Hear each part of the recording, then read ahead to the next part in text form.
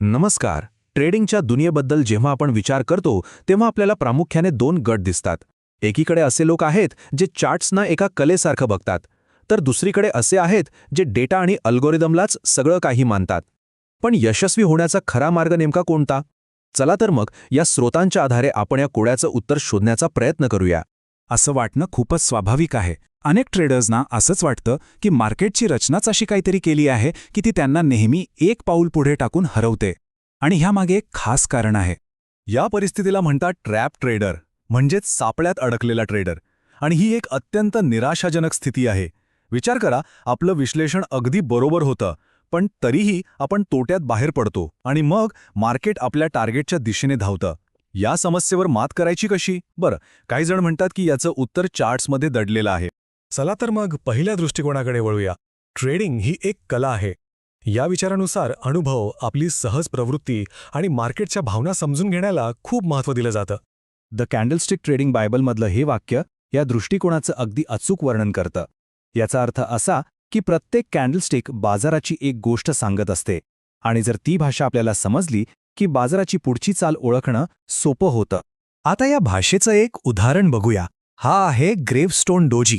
जेव्हा असा पॅटर्न तयार होतो तेव्हा जे कुशल ट्रेडर्स असतात ते लगेच ओळखतात की खरेदीदारांनी किंमत वर नेण्याचा प्रयत्न तर केला, पण विक्रेते इतके प्रभावी ठरले की त्यांनी किंमत पुन्हा खाली खेचली.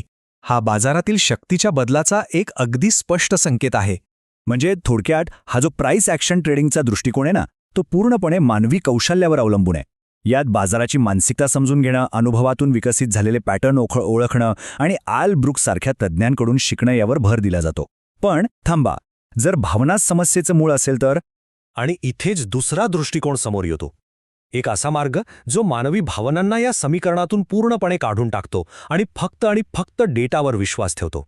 डिसिजन ट्री हे जणू काही मशीनच्या भाषेचं मूळ आहे. हे एक असं अल्गोरिदम आहे जे जुन्या डेटाचं विश्लेषण करून जर असं झालं तर तसं कर अशा नियमांचा एक संच तयार करतं. उदाहरणार्थ, जर RSI म्हणजे बाजाराच्या वेगाचा एक निर्देशक 70च्या वर असेल आणि व्हॉलॅटिलिटी म्हणजे बाजारातील अस्थिरता कमी असेल तर विका.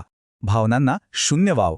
आणि गंमत म्हणजे ही मॉडेल्स त्याच इंडिकेटर्सचा वापर करतात जे अनेक मानवी ट्रेडर्स वापरतात. पण फरक फक्त इतकाच आहे की मशीन कोणताही पक्षपात किंवा भीती न बाळगता अगदी शिस्तबद्ध पद्धतीने त्या नियमांचं पालन करतं. आता मशीनच्या कामगिरीवर एक नजर टाकूया.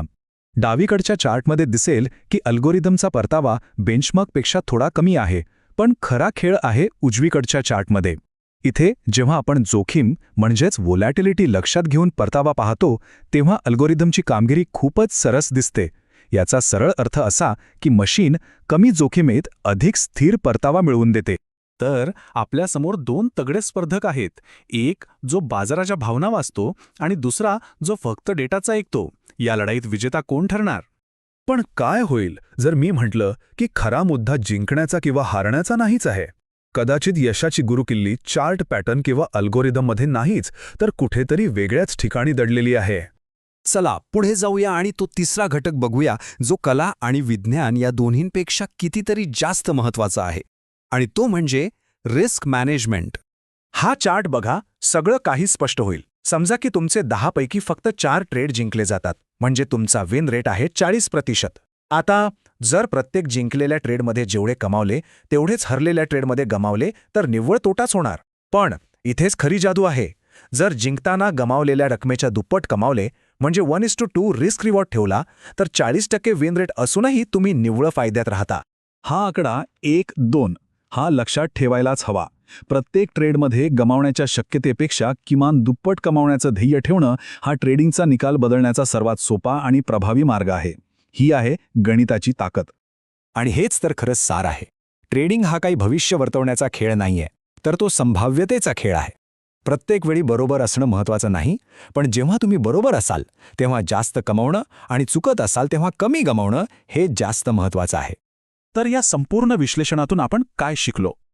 एक यशस्वी ट्रेडर होण्यासाठी आपल्या विचार करण्याच्या पद्धतीत एक मूलभूत बदल करणं आवश्यक आहे. आपला उद्देश बाजाराची भविष्यवाणी करणं हा नसावा, कारण ते कोणीही सातत्याने करू शकत नाही. आपला उद्देश असावा आपली जोखीम व्यवस्थापित करणं. आपण किती वेळा बरोबर येतो यापेक्षा चुकल्यावर किती कमी गमावतो हे जास्त महत्त्वाचं आहे. आणि हाच विचार फक्त ट्रेडिंगपुरता मर्यादित नाही. आपल्या आयुष्यातील मोठ्या आर्थिक किंवा वैयक्तिक निर्णयांमध्ये आपण फक्त जिंकण्यावर लक्ष केंद्रित करतो की संभाव्य तोटा मर्यादित ठेवण्यावरही विचार करतो? हा एक असा प्रश्न आहे जो आपल्याला नक्कीच विचार करायला भाग पाडतो.